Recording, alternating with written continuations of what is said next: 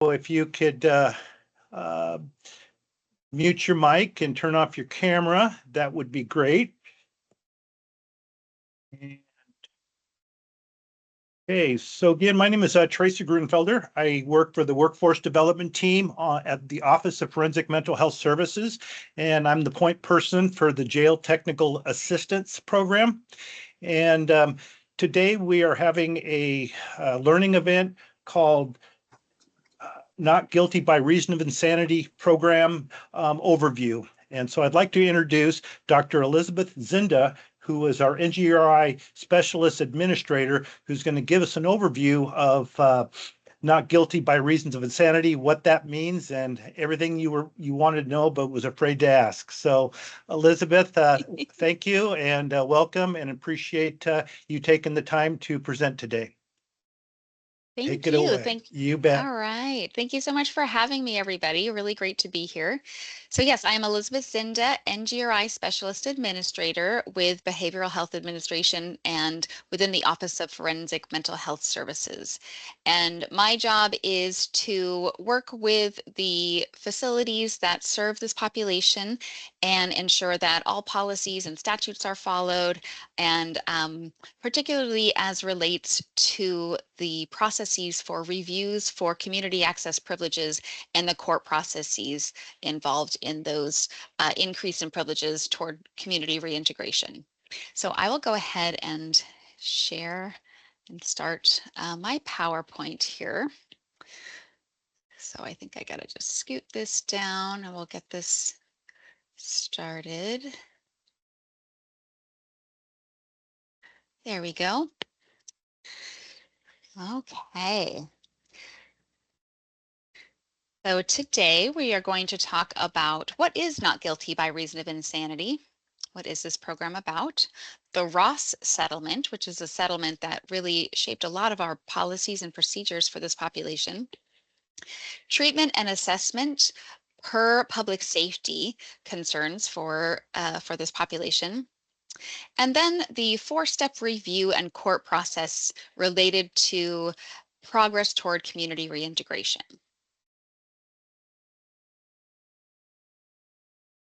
So a person is found not guilty by reason of insanity when the court determines that this person was not able to tell right from wrong due to their mental state at the time of the offense. The person experienced severe symptoms of mental illness at the time that they committed their offense, and this impaired their ability to perceive reality or to think clearly. For example, it's possible they were suffering from delusions or hallucinations, and this directly led them to commit the offense. If the court acquits the person as not guilty by reason of insanity, then they are committed to the custody of our Department of Social and Health Services, or DSHS, and they are most likely to be admitted to a DSHS state hospital for treatment. Our new campus at Maple Lane, or the new facilities rather at Maple Lane, which are the Columbia unit and the Cascade unit, are now facilities to which these folks who are acquitted as NGRI may be admitted for treatment.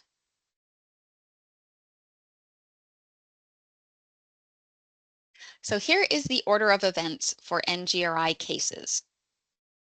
An offense is committed, the person is arrested, they are found to be competent to stand trial, they enter a plea for not guilty by reason of insanity, and then they are found by the court to be not guilty by reason of insanity, and then they are sent to a state hospital or facility for treatment.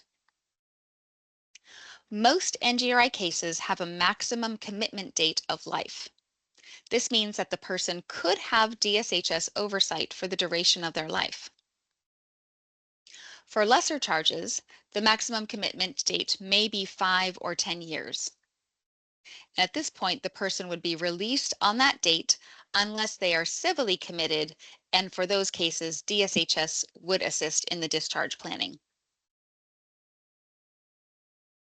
In terms of this population, more than half are men, most of whom were younger than middle age at the time of the NGRI offense. Some have prior legal histories, and not all prior legal offenses are violent. For many, the NGRI offense is the first major offense. The majority of diagnoses are psychotic disorders, many with co-occurring substance use disorders. And then many in this population have previous hospitalizations prior to the NGRI finding. So a little history on the Ross settlement. Prior to the Ross lawsuit, NGRI patients received treatment that gradually reintegrated them into the community. This happened through community access as they recovered from their mental illnesses, such as supervised trips to visit family or going to the store or other errands. This careful and deliberate increase in community access provided a balance of patient recovery and public safety, and it streamlined the release of patients who no longer needed to stay at the hospital. In 2010, a series of new state laws added restrictions to the release process for NGRI patients. This happened in response to an NGRI patient's escape in 2009. These new laws require NGRI patients to obtain a court order in order to leave the hospital, including family visits or taking a walk, and this is even in cases when the doctors recommend this for treatment and recovery. These new laws also created the Public Safety Review Panel, or PSRP. The PSRP is an advisory panel composed of a psychiatrist, a psychologist, a prosecutor, a law enforcement representative, a consumer and family advocate representative, and a public defender. The panel provides an additional layer of review before NGRI patients may be allowed to go on walks on hospital grounds without staff, to go on outings into the community, or to reside in the community. In 2014, plaintiffs brought a lawsuit against DSHS because the changes in the law delayed the treatment and recovery process for NGRI patients. The lawsuit was brought in order to ensure timely clinical decision-making while also respecting the safety of patients and the public. The named plaintiffs were 6 NGRI patients at Western State Hospital and Eastern State Hospital, as well as Disability Rights Washington. The plaintiffs alleged that patients' rights were being violated due to inadequate treatment and release planning. The lawsuit went into settlement phase to address concerns with individualized treatment, progress toward release to community, and other concerns. The lawsuit is known as Ross v. Lashway and is commonly referred to as the Ross settlement. The plaintiffs and the defendants agreed that the hospitals could take steps to improve the treatment and release process for NGRI patients, and these steps were determined to be able to be taken within the bounds of the new laws and to bring significant benefits to the patients. It was agreed that treating clinicians are in the best position to make individualized treatment decisions. The hospitals also agreed to help patients obtain necessary court orders and begin reintegration when it is clinically appropriate. They also agreed that when a patient no longer meets the legal criteria for commitment, the process for release should begin.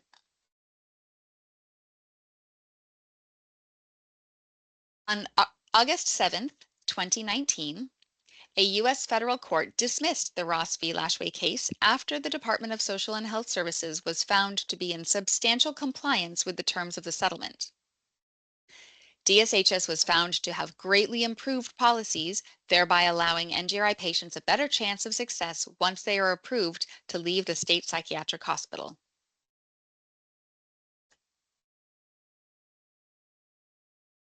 Per our policy, the system of care for NGRI is recovery-oriented, trauma-informed, rooted in psychosocial rehabilitation to treat empirically identified risk factors.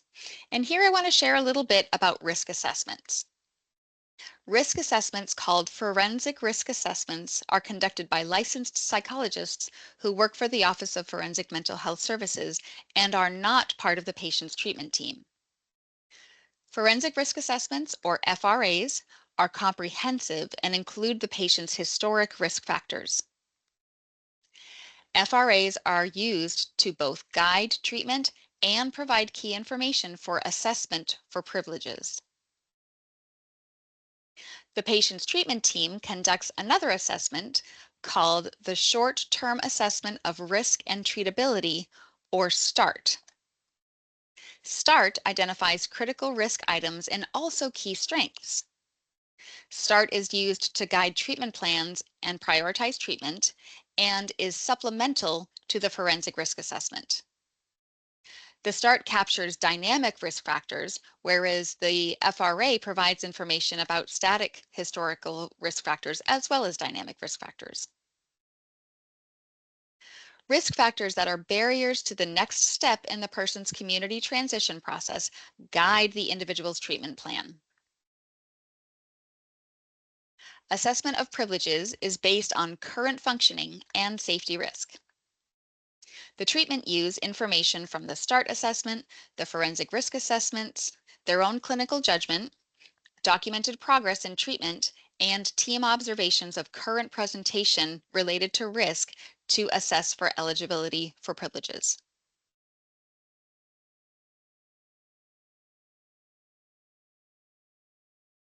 For certain community access privileges, which include unescorted grounds privileges, escorted community outings, unescorted community outings, both day trips and overnights, as well as conditional release to community living and unconditional release, NGRI patients at a facility or who live in the community on a conditional release go through a 4-step review process, and then the final decision is made by court.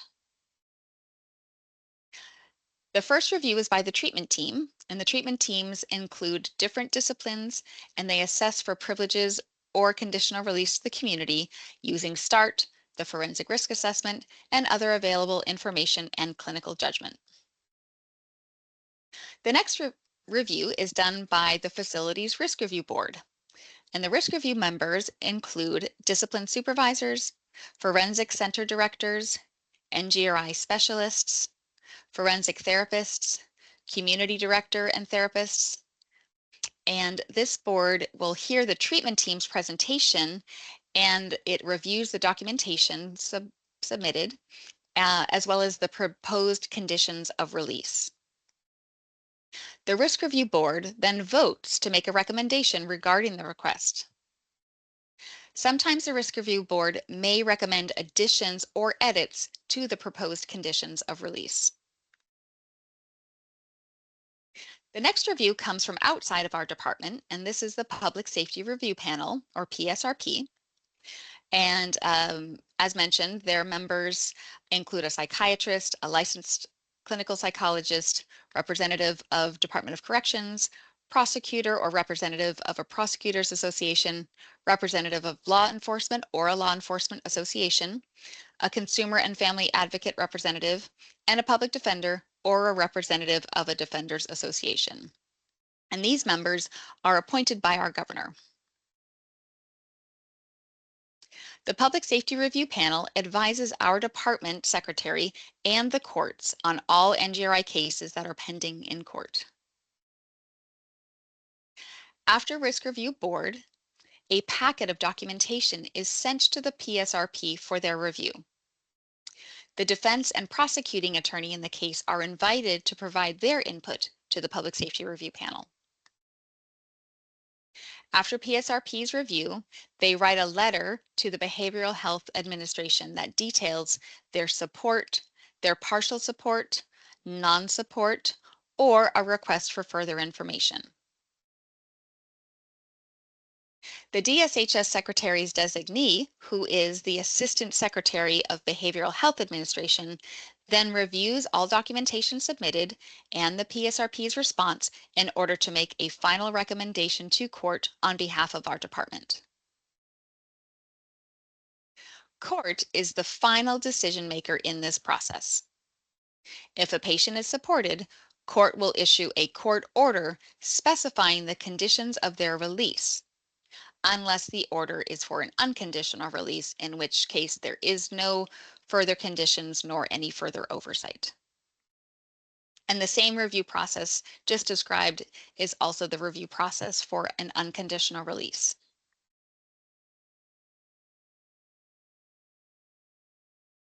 So here are the community access privileges, and the community access privilege system is a system that uses privilege names instead of numbered levels. So we made a shift in recent years from a level system to simply calling privileges by their names. And this is part of the focus on individualized treatment required by the Ross settlement. Other focuses within the system are on risk and risk mitigation. NGRI patients are not required to exercise privileges in any mandatory successive linear order. Each individual patient will have their own steps in their progress toward community reintegration.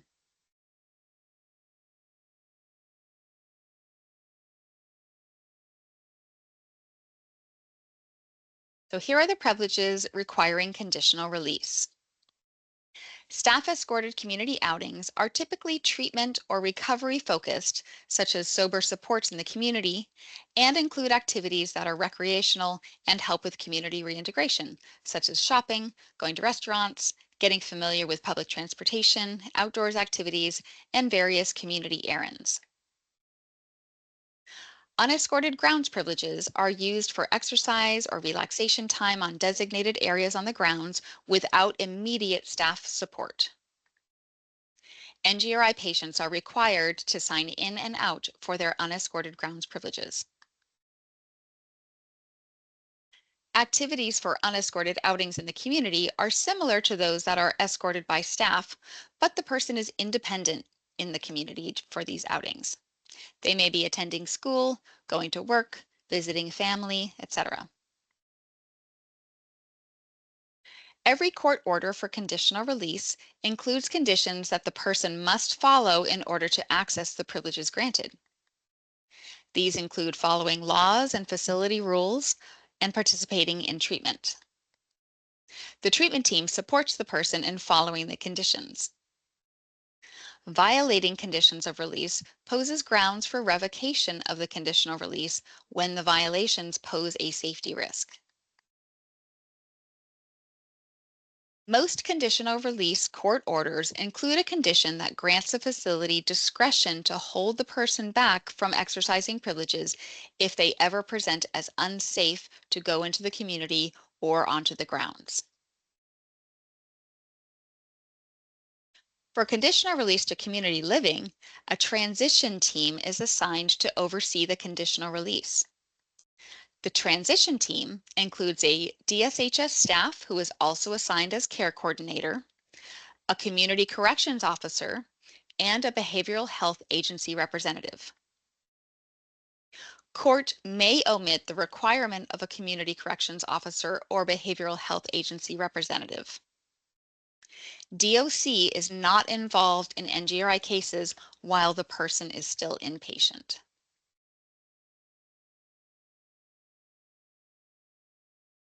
Occasionally, we may have a person return to the facility from conditional release to living in the community. Often, when a person returns to the facility from living in the community on a conditional release, this is due to decompensation and or substance use. And so on the screen here is the statute that governs this review process. It's a little bit different, has a different timeline. So with these cases, it is the Facility Risk Review Board, and then that reviews, and then the DSHS recommendation goes straight to court there. The DSHS Secretary's designee will be informed of the Risk Review Board's recommendation and will weigh in if there are any concerns. And for these cases, the Public Safety Review Panel also has the opportunity to opine.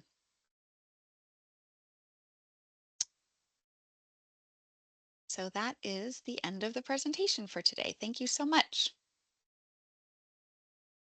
Thank you, Dr. Zinda. I got a question. When somebody is found to be not guilty by reason of insanity and they committed a crime against a person, what kind of safeguards are there for victims for NGRI patients? Thank you for that. Yes, there are some of the prosecuting attorneys will work with victims advocates, and there are occasionally no contact orders that have been also connected to the offense and protecting the victims of the offense. There are new laws by which the no contact order process can be part of the not guilty by reason of insanity acquittal process. They used to be separate, but recent laws allow those to happen concurrently. And so what happens there is I mentioned that the prosecuting attorney has the opportunity to provide input to the public safety review panel. And so the process for applications for these privileges, the prosecuting attorney will receive those at the time that the public safety review panel receives their review materials. So if there are victims that the prosecuting attorney is in touch with, that will be the time that they would alert those folks. And sometimes the prosecuting attorney's input includes the victim's input as well, or the victim's Excellent. advocate input. Cool. And so that our assistant secretary will review that material as part of making a recommendation to the court. Thank you. Yeah, thank you. I have a couple of other questions. Does anybody else have any questions? You mentioned the Public Safety Review Board. How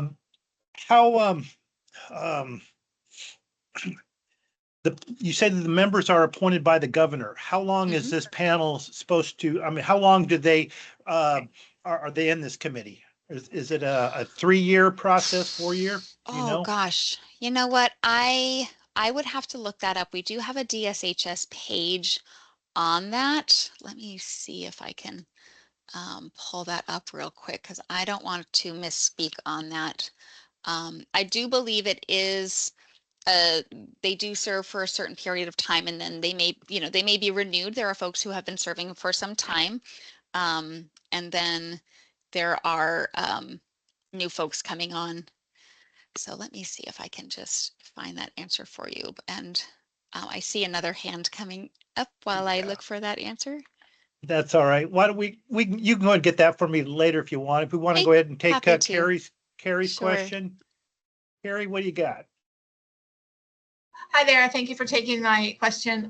Does the person doing the psychiatric evaluation have to be court appointed, or can it be the person's personal psychiatrist? So are you talking about the forensic risk assessments that I mentioned, or? Yes. Yes. So the forensic risk assessments that I mentioned, those are within our department. Those are employees of the Office of Forensic Mental Health Services. That's the office that I work for as well. And we are an office within Behavioral Health Administration. However, the defense attorney or the prosecuting attorney can also get an assessment of the person, and they would contract with a forensic risk assessment evaluator to do those assessments as well. So sometimes there are, there's the within the department forensic risk assessment and also another evaluation or assessment that is reviewed for these processes. The wait list is incredibly long for these evaluations now. That's the competency restoration population. That's where that wait list is. So this is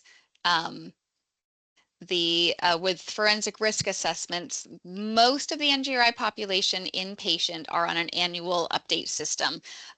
Those at Eastern State Hospital are they are working toward that annual system. So there is a little bit of a wait at Eastern, and they're kind of in a transitional system toward annual updates. Okay, thank you. Yeah, you're welcome. Roy's got a question. Hi, Roy. Yes. Hi there. Thank you, Dr. Zinda, for presenting. Very helpful. You're welcome. Question on the one slide that talked about kind of the sequence of events, the the crime's committed, the arrest happens, and then they need to be found competent to stand trial. So I'm just trying to understand. So if they are found not competent to stand trial, then they would go the competency restoration route. That's right. And then would they still have the ability, if the competency can be restored, to come back and still make that NGRI plea? Yes. Okay, so they can still, got it. Yes, so some folks who are NGRI do have that, do have some history of competency restoration if that was needed. Gotcha. Carrie, you still have another question, or is your hand still I up? do. I have Okay, another no problem. question. Can you, what's the difference between inpatient and outpatient restoration? Oh, that's As so far with as the content, the content. for competency restoration? Yes. Okay, so that's a competency program. So I think it's exactly what it sounds like. They're inpatient at a facility or receiving services outpatient, but that's not part of, that all happens prior to not guilty by reason of insanity. And the content is the same for, you think, for? I'm not able to speak to the competency restoration program specifically. I haven't worked in it. Thank you. Yeah, thank you.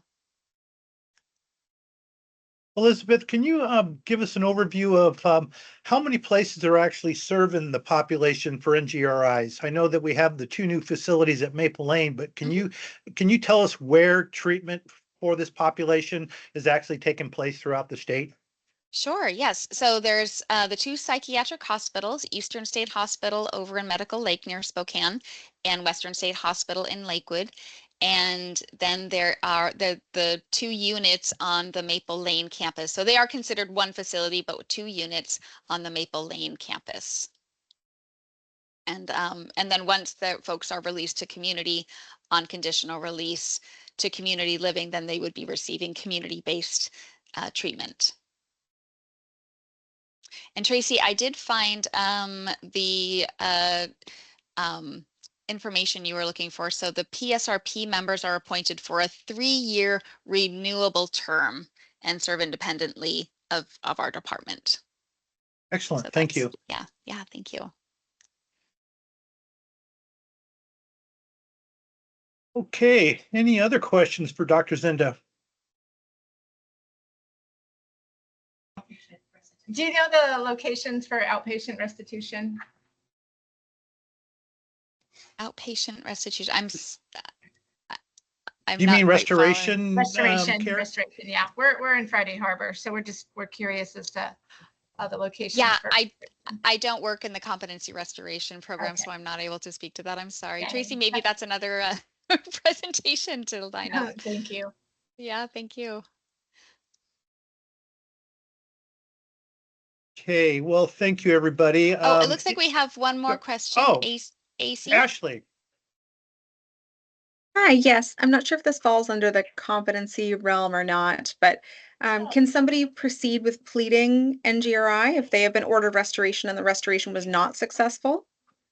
No, they have to be competent in order to participate in that court process for an NGRI plea. Okay, and so for folks who are not able to be restored, would the charges then just be dismissed typically? It depends. Sometimes there is another avenue. They are called the civil population with special findings of violent felonies. And so if they are civilly committed but deemed to have a special finding of violent felony, then that's kind of another track and another route and review process for those folks leaving the hospital or being treated at the hospital before returning to the community. Thank you. Thank you. Okay, I don't see any more questions out there. I'd like to bring people's attention to the survey link. If you could take a few minutes and fill out a survey on what you thought of the training, that would be great. Also, I want to let everybody know that next next month, September 24th on Tuesday, we're going to be having the University of Washington Psychiatric Consultation Line overview. It's about a resource that's available out there. And so put that on your calendar. It should be a pretty good event. So with that, does anybody have anything for the good of the order? All right. Well, I thank you for joining us today, and have yourself a great rest of the week, and we'll see you next month. Thanks a lot, everybody. Take care. Thank you so much. Bye-bye.